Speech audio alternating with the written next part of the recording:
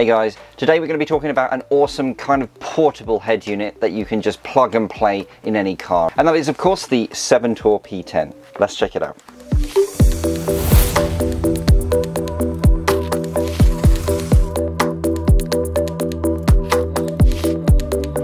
So what am I talking about when I talk about a portable head unit? Well, the benefit of these things is that they are plug and play. They give you Android Auto and Apple CarPlay by just literally plugging it into the cigarette lighter. And that means that if you look at my channel and you like the idea of kind of upgrading your head unit, but you don't really think you have the skill set to do so and you don't want to pay anyone else to do it, well, you can just plug this into the cigarette lighter and it's going to give you Android Auto and Apple CarPlay, and then give you Bluetooth hands-free and all the good stuff that you normally get with that kind of system. Now, I've personally never heard of Seventour before, but if you have a look online, you'll find loads of positive feedback where people have purchased them, so I thought I'd check one out. So this is the P10 model, so let's get it out the box and have a look.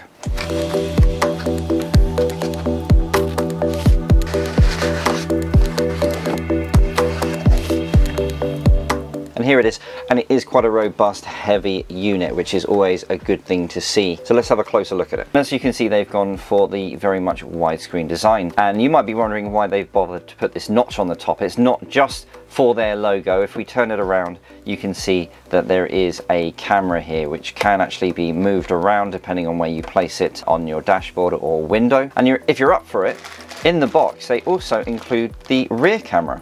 So if you run the wire to the back of your car and plug it into this unit, you'll be able to record both the front and rear of your car as a dash camera, which is absolutely awesome. If we have a look at the side here, you can see that it has the power input here. It has AV input, which is what the camera plugs into, I believe. You have a micro SD card input here and an audio out jack here. And on the other side, you've got a USB port here, which is where you can plug in a USB stick with movies or music or something, and the auxiliary input here as well. And that's pretty much all there is to this particular unit for the time being.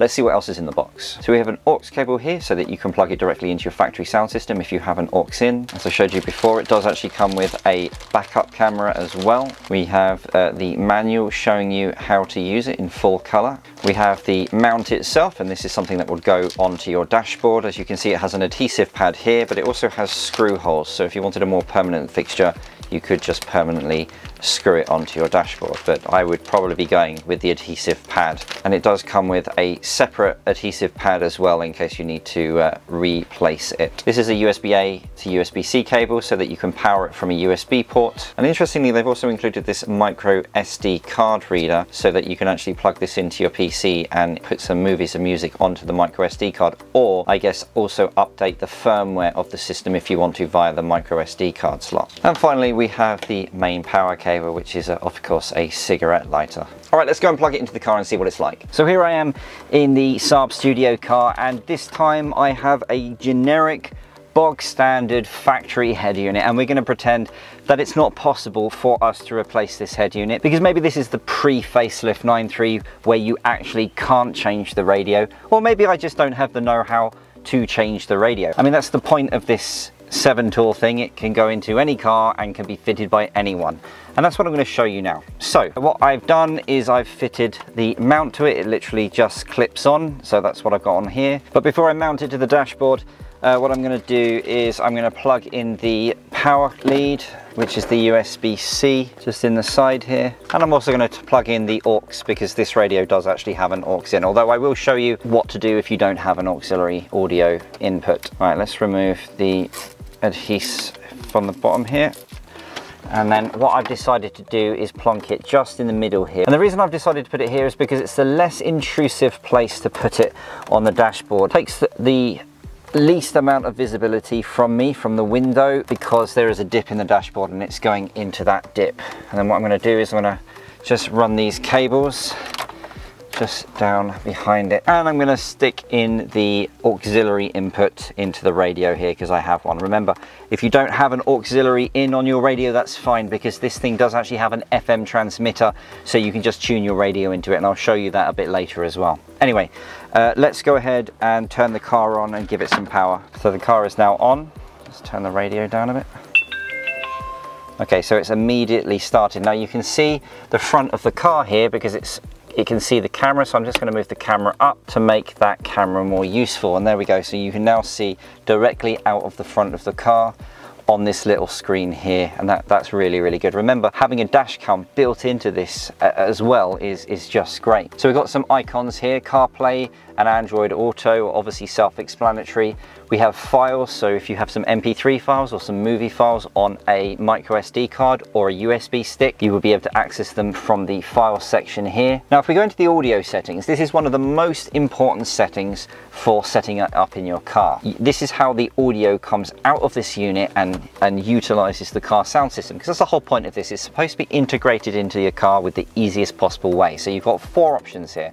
Native audio uses the very small speaker that's actually built into it, so it's not using your car speakers, it's using its own speaker, and obviously it's not very good. It's a very small, cheap speaker. It's not something that you want to use. Then you have aux audio, and it basically says switch your car audio system input mode to aux mode. So if we do that, press aux, and that's it. That means that now any audio that comes through this unit, be it from a phone call that you're making, or if you're listening to music via Android Auto or Apple CarPlay, all of the audio will come through your standard car sound system through your normal radio with just this wire. And then you have FM audio, and this is specifically for people who do not have an auxiliary. What this will do is it will allow you to set a frequency here where this transmits. So this one I'll be transmitting on 89.7 megahertz, and all I will be doing is going through radio and changing this to 89.7, and that means that this radio is now tuned into this unit, and again all of the sound from this unit will actually come out of your car system instead, and that's completely wireless. You don't need to have any additional wires. It's plug and play, exactly like that. And then finally you have Bluetooth audio, and this will allow you to use Bluetooth connectivity. Now, before I get into the whole CarPlay Android Auto section, let's have a look at the dash cam. So as you can see, you can view the dash cam full screen on here, and that is recording, and you can go back and review recordings from previous driving if you want to do that. But this thing did actually come with this other camera. This is the camera for the back of the car, which I haven't fitted, but I will show you what happens when you plug this into this unit. Now, as you can see, both the front view and the rear view camera can be seen on the screen at the same time. So if you fit the back camera to your car, you're going to be able to record both the front and the rear, which is really good from a dash camera perspective. And that's what it looks like if you have both cameras connected and you're just viewing the dashboard. You can still see both cameras very small on that side of the screen.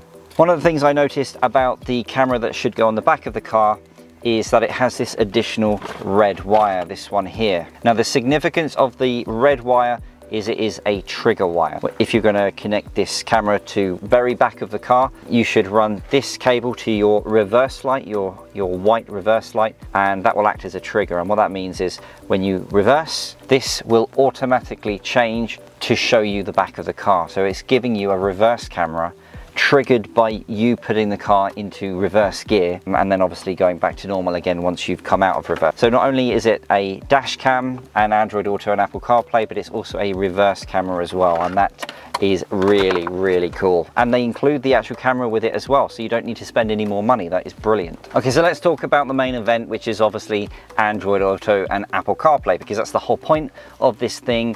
It's going to modernize your car and allow you to connect your phone wirelessly to give you full navigation, audio playback, Bluetooth hands-free, and all of that good stuff. And the only thing that you need to do to avail of this is to connect your phone to this unit using Bluetooth. So that's what we're going to do now. So going through the Bluetooth settings on my phone, I'm finding QCKJ25E4, which is this thing, and we're going to click pair. And it says Android Auto will turn on Bluetooth and pair to your phone. It will also sync your contacts with this car unless you have opted out. Continue. And there we go. So what we've got is a split screen situation with the dash cam on the left hand side and the Android Auto system working on the right hand side. Now you can switch that depending on the side of the car that you sit on. If you are in a left-hand drive car, then you can switch these around in the settings.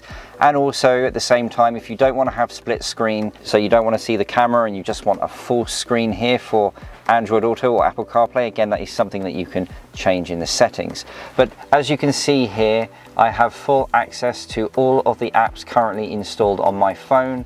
I have access to all of my Spotify tracks here, and I can go into all of my different playlists, and I have access to my navigation systems both via Waze or Google Maps. And on top of all of this, you can actually make hands-free phone calls, because the audio is going to come through the speakers of the car when you make a phone call, and the P10 has a built-in microphone. Now, I haven't shown you the audio working yet, so let's do that now. And there we go, so the audio is coming through the car speakers from here.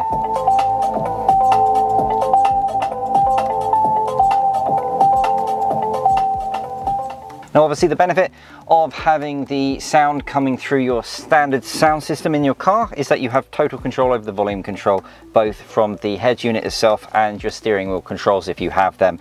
Okay, let's have a look at Apple CarPlay. So again, find it in the Bluetooth settings. And there we go, it's literally as simple as that. Just connect via Bluetooth and you have access to full Apple CarPlay. Again, full split screen situation happening.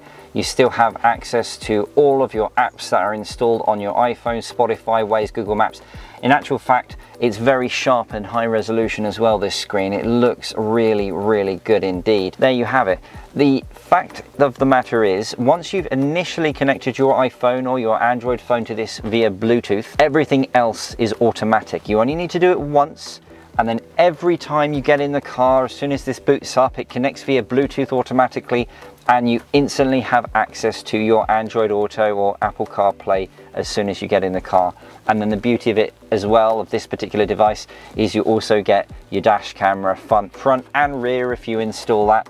So yeah, absolutely brilliant device that you can literally just plonk into any car. Now, one of the other things about this device, apart from the fact that it's plug and play, is that it's practically portable. So if you're going abroad or if you're renting a car and it's not going to have Android Auto or Apple CarPlay, stick this in your bag and then just connect it into whatever car you're getting into, and you've got Android Auto and Apple CarPlay straight away. So yes, my opinion is that this is a very, very good device, especially if you're in a car where you cannot change the radio. You can't get Android Auto and Apple CarPlay into an installed radio. You just plonk this on your dashboard and you get all of that good stuff as well. And you also get the dash cam capabilities. And that's pretty much it when it comes to this Seventour P10. If there's anything that I've missed that you wanted to know, just ask in the comment section below and I will see what I can do about answering it. And of course, if there's any other devices that you'd like me to review, just let me know in the comment section and I will definitely see what I can do about that. I have loads more reviews coming up, so please hit that subscribe button if you like this kind of content. Bye for now.